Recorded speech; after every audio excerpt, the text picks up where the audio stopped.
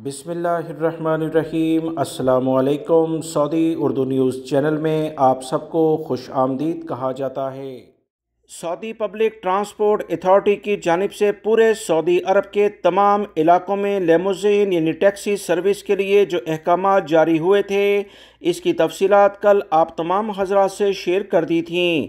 मज़ीद transport general authority ने कहा है कि सऊदी अरब के तमाम इलाकों में तफ्तीशी कार्रवाइयों का आगाज़ कर दिया है। वो तमाम ड्राइवर हज़रात जो मखसूस लिबास की पाबंदी और कवानीन का एहतराम नहीं करेंगे, लेमोज़ीन ड्राइवरों पर 500 रियाल जुर्माना किया जा रहा है।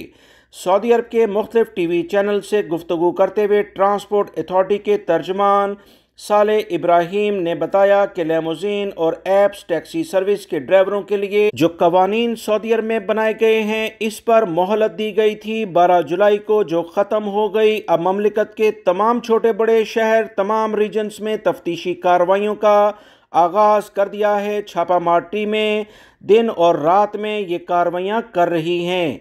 अथॉरिटी के तर्जमान का मज़ीद कहना है कि लेमोज़ीन में किराए के लिए मीटर के इस्तेमाल न करने पर 3000 रियाल जुर्माना मुकर्रर है।